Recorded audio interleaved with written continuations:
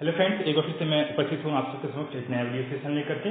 और इसमें आज हम लोग सुप्रीम कोर्ट का जो जजमेंट आया, जिसमें यूपीएससी के एक्स्ट्रा एस्पिरेंट जो मांग रहे थे बच्चे, उनकी पिटीशन जो थी वो डिसमिस कर दिया सुप्रीम कोर्ट की बेंच ने। और उसी का डिसीजन जो हुआ उसके बारे में देखेंगे क्यों आया फैसला। और यहाँ पे एक जो डिटेल एनालिसिस दी गई थी कि कुछ लोग कह रहे थे कि जिनका 6th अटेम्प्ट था उनको मिल सकता है, फॉर जनरल कैंडिडेट उनको मिल सकता है जैसा यूपीएससी एग्री हुआ था। लेकिन इस जजमेंट को पढ़ने के बाद से लग रहा है कि उनका भी पत्ता कट गया है। जी हाँ फ्रेंड, बहुत ही बुरी खबर एक बार फिर से शेयर करते हुए मुझे भी अच्छा नहीं लग रहा है, but at the end of the day information is information, either it's good news और bad news, you have one must share it. So यहाँ पे पॉइंट यही है कि फ्रेंड्स, ये जो डिसीजन पढ़ने के बाद यही लग रहा है कि इस किसी को भी ऑप्शन नहीं मिलेगा, क्योंकि ये गलत रॉन्ग प्रेसिडेंट सेट करेगा और इसके कैस्केडिंग इफेक्ट होंगे। जैसे किसी एक को दे दिया जाए, दूसरा अप्लाई करेगा, तीसरा अप्लाई करेगा। और लास्ट ईयर बहुत सारे एग्जामिनेशन हुए, जैसा कि सुबह में बता रहा था कि कैसे दूसरे को फायदा हो सकता है, तो दूसरे को फायदा न पहुंचे, इसलिए जो जिनको फायदा मिलने वाला था उनको भी नुकसान हो गया। तो सीधे हम लोग मूव करेंगे जो एनालिसिस किया गया है जजेस, ऑनरेबल जजेस के द्वारा, उसमें मूव करेंगे कि आखिर ऐसा फैसला क्यों आया। मूविंग ऑन टू ये आर्गुमेंट, बेसिकली इसमें जो आर्गुमेंट हुआ था ये सुप्रीम कोर्ट की वेबसाइट पे भी अवेलेबल है। एक्चुअली आई गॉट लेट, ये 3 PM के अराउंड वेबसाइट पे सबमिट कर दी गई थी, अपलोड कर दी गई थी। और अभी मैं आपके समक्ष लेकर उपस्थित हुआ हूँ। 21, 23, 30 ये कुछ लिस्ट ऑफ एग्जामिनेशन दिए गए हैं जो इन ड्यूरेशन में हेल्ड हुए हैं अक्टूबर के अराउंड। उसके बाद से एनालिसिस, तो यहाँ पे बताया गया है कि कौन कौन किस साइड से प्रेजेंट किया, पिटिशनर के साइड से कौन से और रिस्पोंडेंट की तरफ से कौन से, और क्या बात हुई थी इस सब में। तो यहाँ पे ये भी बताया गया कि कोविड सिर्फ इंडिया के लिए नहीं था, वर्ल्ड के लिए भी था। और यहाँ पे भी WHO ने भी बताया कि क्या ग्लोबल पैंडेमिक इसको डिक्लेयर किया गया था। फिर 25 मई को यहाँ पे जो लॉकडाउन लगा था, मार्च में जो लॉकडाउन लगा था उसकी भी चर्चा की गई थी एनडीए में का। फिर कैसे लॉकडाउन लगा, फिर क्या कहते हैं ओपनिंग भी हुई। और उसके बाद जो यहाँ दलील दी गई है कि क्योंकि 5 महीने पहले बता दिया था, 4 मई को बता दिया गया था कि 5 महीने बाद आपका एग्जामिनेशन, ऑलमोस्ट 6 मंथ, 5 मंथ बाद आपका एग्जामिनेशन होगा, तो एक यहाँ पे सेट दिया गया। बट ओपनिंग हुई नहीं थी यहाँ पे, ये है। बट एक कैस्केडिंग इफेक्ट ये भी हो सकता है। तो अप्रैल में ओपन कर दिया गया था, बट स्टिल अप्रैल 5 मई को या 4 मई को बता दिया गया था कि एग्जामिनेशन जो होगा वो जो 38 मई को होने वाला था, 31 मई को होने वाला था, वो कैंसिल करके उसको अप्रैल में, लेकिन उसका भी डेट थोड़े दिन के बाद बताया गया था। तो इसमें ये सारे इन्फॉर्मेशन है।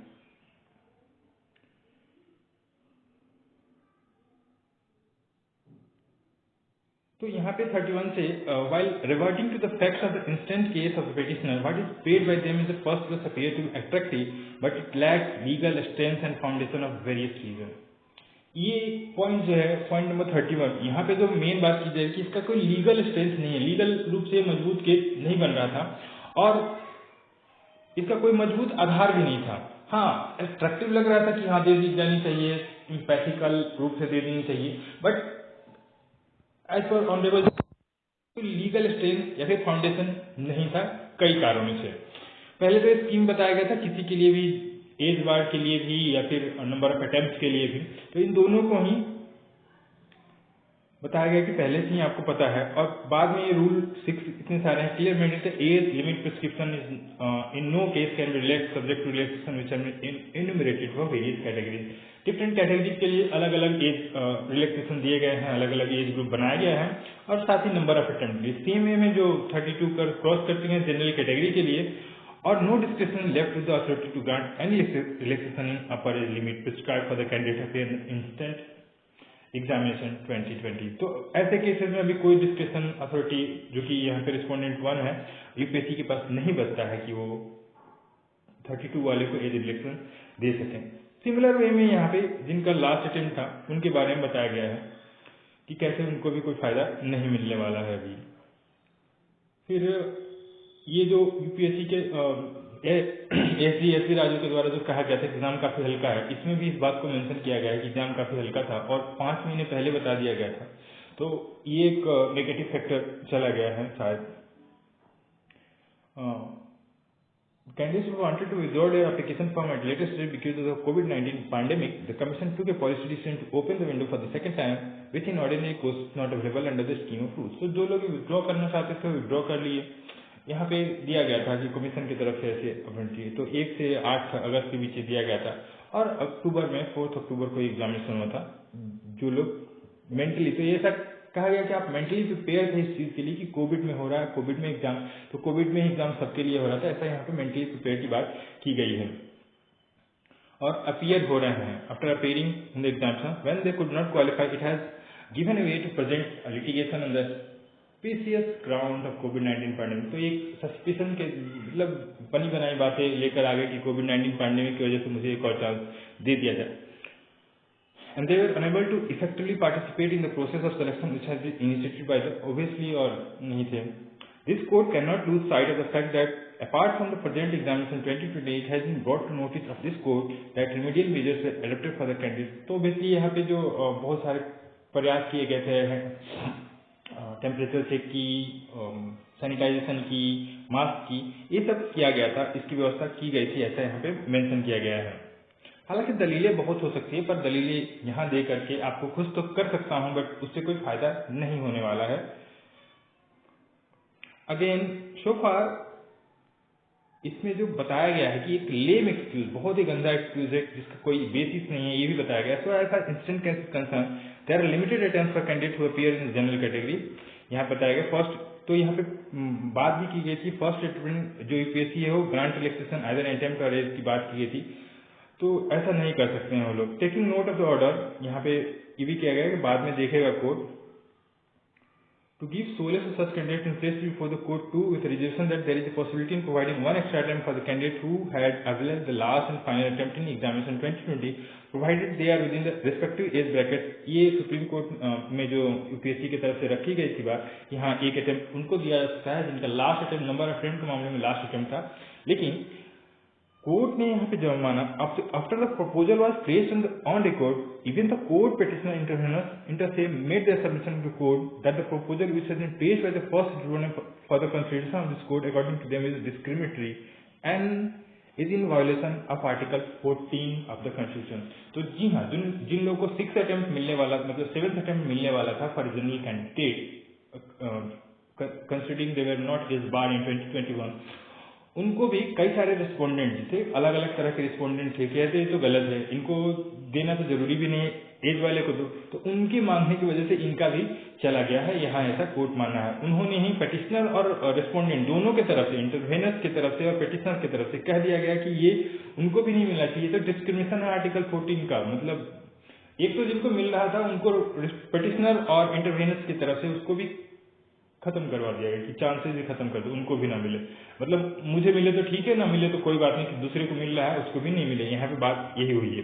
तो अभी से कोर्ट ने जो जस्टिस डिसीजन दिया है इसके मामले में, we do find substance in what is being urged by learned counsel for the petitioner inter se in questioning the decision placed by first respondent for our consideration. तो जो किया गया था यूपीएससी के द्वारा, फर्स्ट रिस्पोंडेंट यहाँ पे UPSC है, if an additional attempt remains restricted to last attempt for the reason that they had suffered during COVID-19 pandemic, all attempts irrespective of the nature of attempt, that is first two, who appear in examination 2020 must have faced the same consequences as being faced by the writ petitioner, and each one of them have suffered in one way or the other during the COVID-19 pandemic। तो obvious बात है, हर कोई ऐसा, देखिए हम ऐसा सोच सकते हैं, आप ऐसा सोच सकते हैं, लेकिन फर्स्ट अटेम्प्ट जो फेल कर गए, जो क्वालिफाई नहीं कर पाए, वो भी तो ऐसे सोचेगा कि ये मेरा काउंट ही नहीं किया जाए। ओबियसली ऐसा सोच सकता है। सेकंड वाला भी ऐसा सोचेगा, फिफ्थ वाला भी ऐसा सोचेगा, ये मेरा काउंट ही नहीं किया, ये अटेम्प्ट मेरा काउंट ही नहीं, जैसे सिक्स वाले। तो ये बेसिस बनाया। At the same time this reasoning would equally apply to those who have crossed the upper age barrier.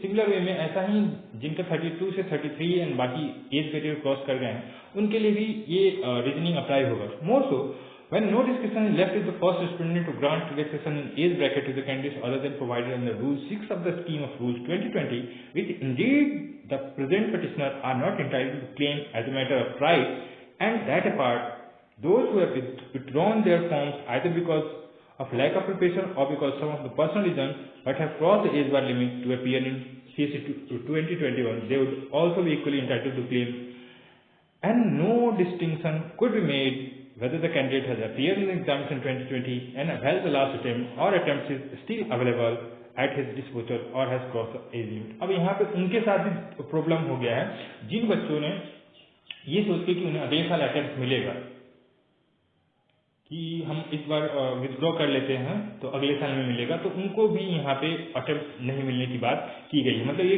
जो पिटीशन था वो पूरी तरह खारिज कर दिया गया था। इसमें जितने सारे इंटरवेनर्स लगे थे उनमें किसी की भी दलीलें नहीं मानी गई है, खास करके जो मेन पिटीशन थे उनकी भी दलीलें नहीं मानी गई है, पर जो बाद में इंटरवेनर्स आए थे उनकी भी दलीलें किसी भी तरह की नहीं मानी गई। और एक्चुअली वो लोग नेगेटिव में काम कर गए क्योंकि उनकी दलीलें अब हर कोई मांगने लगा था, तो कोर्ट को ऐसा लगा कि ऐसे तो लाइन ही लग जाएगी, अब हम किसको किसको देते रहेंगे। जैसे सुबह मैंने बताया कि जेई मेन वाले भी पहुंच गए हैं और नीट वाले भी पहुंच गए हैं, तो सबको देना पड़ जाता, इसलिए इसका कैस्केडिंग इफेक्ट जो था वो बहुत लंबा चेन बन जाता और ऑब्वियसली डिफिकल्ट हो जाता। बट एनीवे ये जजमेंट है सुप्रीम कोर्ट का, सुप्रीम कोर्ट ही जाने। We do find substance that any concession either in attempt or age is not available under the, तो जो रूल्स है जो 2020 में रूल्स दिया गया था नोटिफिकेशन के टाइम पे उसमें कोई कंसेशन की बात नहीं की गई थी। Eight the same time proposal which has been placed by the first student before us apart from the complaint made in the say by the petitioner interveners themselves of being discriminatory in character, we are also of the view that it is advisable to avoid this situation and any reaction which is not permission either in attempt or age under the scheme of rules 2020 apart from being in contravention of the rules, it may be discriminatory and it is advisable not to exercise discretion in implementing what being proposed by the first respondent in compliance of the order of this court dated 38 सितंबर। तो जिनको मिलने वाला था उसी वहाँ पे व्यक्ति को बोला गया था कि ऐसे केसेस में आप डिस्क्रिप्शन नहीं यूज करें तो ही बेटर रहेगा क्योंकि ये डिस्क्रिमिनेटरी होगा। और ऐसा किसने कहा है? तो ऐसा पिटिशनर ने ही और उनके इंटरवेनर्स ने ही कहा हुआ है, ये डिस्क्रिमिनेशन होगा, डिस्क्रिमिनेटरी होगा ये स्टेप। अगर किसी को जो 6 से को वाले को एक एक्स्ट्रा टाइम मिल जाता है तो ये डिस्क्रिमिनेटरी होगा। तो यहाँ पे the thirst of submission of the learned counsel for the petitioner was that discretion has been exercised by respondent as a matter of policy। तो एक सिंगल टाइम का बोला गया था लेकिन ऐसा लिया नहीं गया है, तो ये आर्टिकल 14 और 21 का भी वायलेशन हो जाता है, इसलिए नहीं दिया जा सकता। बहुत अच्छे। तो submission in our view without substance, बिना किसी कारण के है और नहीं रीजन है कि ऐसा पॉलिसी डिसीजन लिया जाए। पहले लिया जा चुका है बट अभी का कोई मतलब नहीं बनता है। अब लास्ट में आते हैं तो लास्ट में वही लिखा हुआ है कि ये पिटीशन डिसमिस कर दी जाती है और किसी को कुछ अटेम्प्ट नहीं मिलेगा। तो जो यूपीएससी जिनको देने वाला भी था उनको भी कोई अटेम्प्ट नहीं मिलने वाला है। मतलब कि जिनका 6 से जो 7th अटेम्प्ट इस साल है पर एज उनका अभी बचा हुआ 32 से कम है फॉर जनरल कैंडिडेट, तो उनको भी इस साल नहीं मिलने वाला था। जो कि 5-6 फरवरी को जो आर्गुमेंट हुआ था उसमें जो यूपीएससी ने की तरफ से रिस्पोंडेंट जो थे उन्होंने एसवी राजू सर ने भी कहा था जो एसडी हैं उन्होंने कहा था कि उन्होंने ये कंसिडर किया था कि हाँ एग्रीबल हो गए थे कि एक्स्ट्रा अटेम्प्ट देने के लिए राजी भी हो गए थे, लेकिन अभी वो सब कुछ खत्म हो गया और सब सारे पिटीशन जो हैं petition fails and accordingly dismiss कर दिया गया है। तो thank you so much for watching this video session. All the very best to you all. Preparation करते रहिए, कहीं ना कहीं तो कुछ ना कुछ होना ही है, तो निराश होने वाला बहुत ज्यादा बात नहीं है। बट हाँ एक तो जो उम्मीद थी वो आज बहुत ही निराशाजनक दिन था, निराशाजनक परिणाम भी है। So thank you so much for watching this video session friends. All the very best. Thank you.